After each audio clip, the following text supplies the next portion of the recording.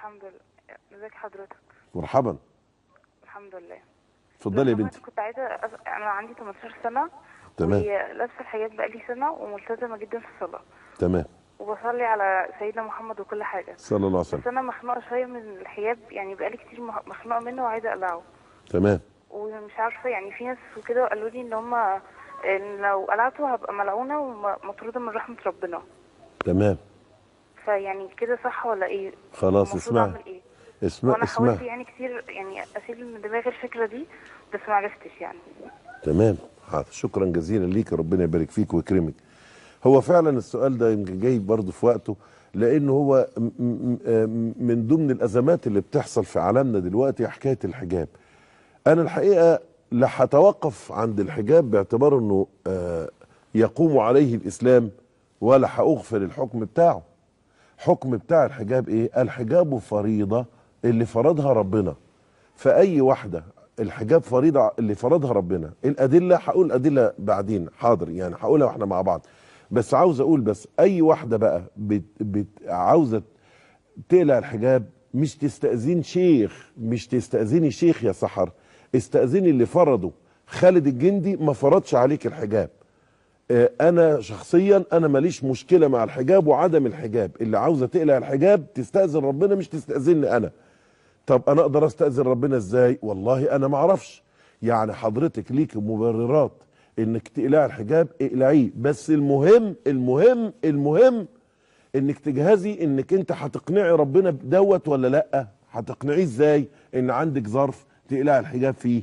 فاي واحد، يعني واحد جه يقول لي ايه، فضيله الشيخ انا عاوز اسيب الصلاه مثلا، ها، هقول له والله انت حر، انا ماليش دعوه. انا لا مش هتكلم عن الحجاب بقى، سيبك من الحجاب ده، انا هتكلم عن الصلاه. واحد قال لي انا مش عاوز اصلي، هقول له انت حر، بس المهم انك تقنع ربنا يوم القيامه ان انت صح، ان انت كنت سايب الصلاه عشان واحد اتنين تلاته اربعه. انا بريء منك، انا ماليش علاقه. انا ماليش علاقه بموضوع. فانا بقول لكل شيخ سامعني او شايفني دلوقتي، ما تدخلوش نفسكم في قضيه الحجاب. انصحوا وبينوا الحكم، وقول لاي واحد انت حر. بلاش واحد جه قال لي انا عاوز اكفر بربنا، انا غير مؤمن بالله، اقول له ايه؟ هجري وراه بالخرزانه؟ هضربه بالمولوتوف؟ هبلغ عنه؟ ابدا، ولا لي علاقه بالموضوع. لست عليه بمسيطر، ان عليك الا البلاغ، ان انت الا نذير. ولا احنا يا جماعه عاوزين نقول لكل فتاة محجبة وكل فتاة غير محجبة احنا مش اطراف في هذه الازمة، بس عشان ده فرض اللي فرضه ربنا. اللي عاوزة تقلعه الحجاب تقلعه، اللي عاوزة تلبسه تلبسه، الموضوع مش تبعنا خالص. طب احنا وظيفتنا ايه بقى؟ بنبين ان الحجاب فريضة. فريضة مين اللي فرضه؟ فرضه ربنا. ايه الدليل عليكم يا عم الشيخ؟ الدليل اللفظي واللغوي والشرعي والتاريخي والنبوي في الاسلام وغير بقى الاجماع الامه يعني. فانا عاوز اقول ان الايه بتقول وليضربن بخمرهن على جيوبهن، اللي في سوره النور جزء من الايه. الخمار هو كل شيء يخالط الراس. الفعل بتاع كلمه خمره كل شيء بيخالط الراس. علشان كده اللي بيشرب الكحول دوت بنقول عليه شرب خمر. الخمر اثرت على راسه. لو واحد نايم بنقول عليه مخمر نوم. فاهم الكلمه؟ وفي الحديث في البخاري كان النبي لابس عمه، العمه بيقولوا عليه خمار برضه. قال فخرج علينا رسول الله صلى الله عليه وسلم وقد خمر راسه، يعني غطى راسه. ادي بقى فايده روايات البخاري اللي مش عاجبه صاحبنا. انما دايما خدوا بالكم انه كلمه خمر دي يعني الايه بتقول ايه؟ يا ستات يا اللي مغطين راسكم، يا ستات يا اللي مغطين راسكم، يا ستات يا اللي مغطين راسكم.